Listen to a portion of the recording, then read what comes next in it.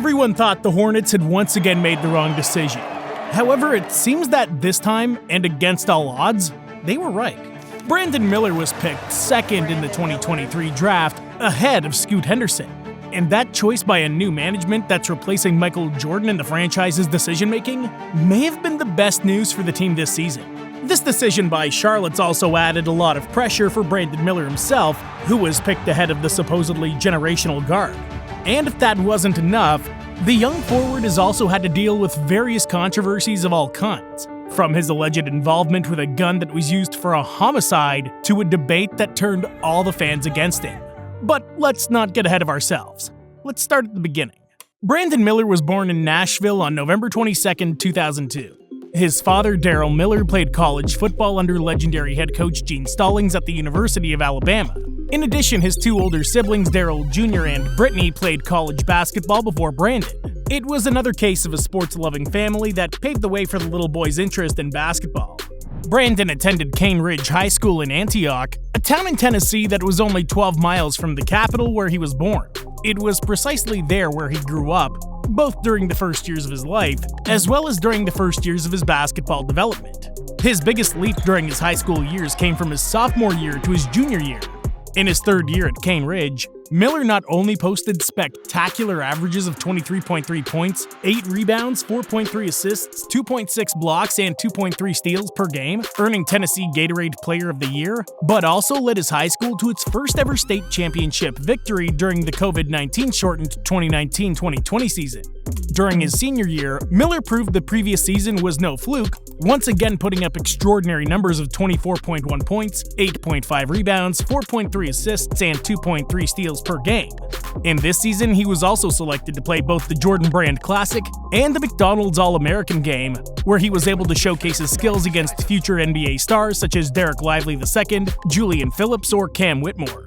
At 6'8" and backed by an outstanding high school career, Miller was unanimously declared a top 20 prospect in the class of 2022.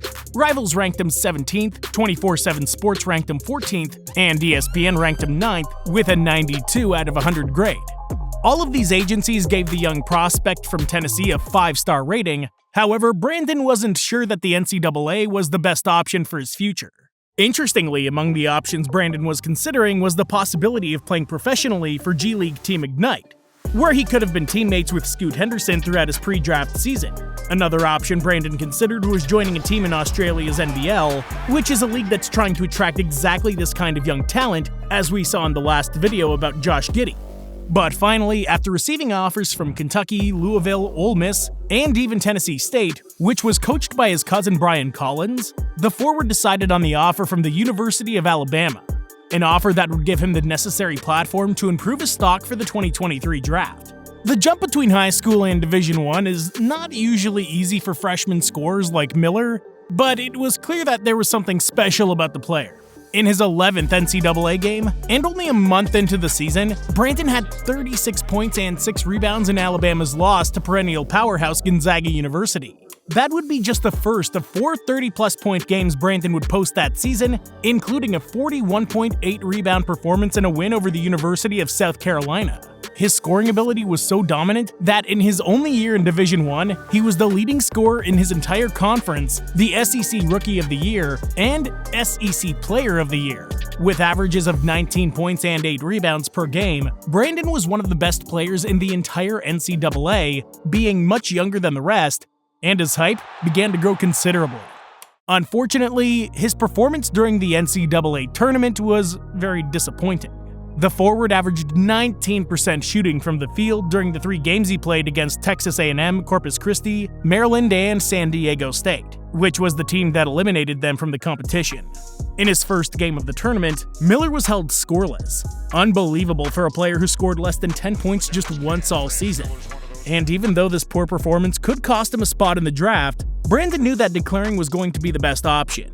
Following up his poor performance on the biggest stage in college was even more controversy. On February 21, 2023, a Tuscaloosa police officer testified that Miller brought a firearm to teammate Darius Miles that was used in the fatal shooting of 23-year-old Jamea Harris.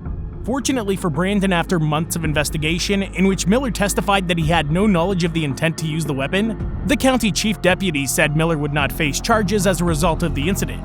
Neither event alone could end a basketball player's career, but the combination of the two led fans to believe that Brandon could end up falling further in the draft than expected. But he didn't. To the surprise of most critics, Miller was picked, as mentioned earlier, second ahead of Scoot Henderson, who ended up being drafted by the Portland Trail Blazers, and the fans were quick to show their reaction.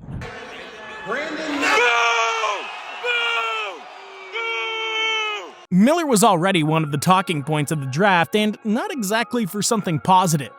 The reaction from Hornets fans had gone viral, at the same time that a pre-draft interview went viral in which Brandon said something, well, interesting. I actually don't think LeBron is, to go to basketball. I think my go to basketball is Paul George. So he somehow, and completely unfairly, became an NBA meme for a few days, just for saying that Paul George was his GOAT. A word whose meaning is increasingly blurred, and which in many contexts is used to simply say that you like someone's game. But this provoked a barrage of criticism towards Miller, something that didn't make any kind of sense considering that most people still hadn't seen him play. The player was going to face his rookie season in the best basketball league in the world at only 20 years of age, and with a lot of doubters to prove wrong.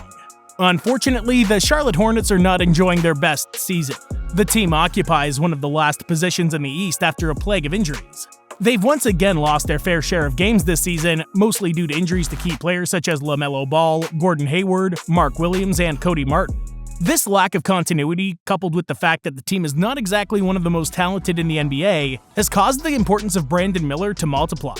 The forward's averaging 14.5 points, 4 rebounds, and 2.2 assists per game during the season with percentages of 42% from the field, 37% from the three-point line, and 81% in free throws.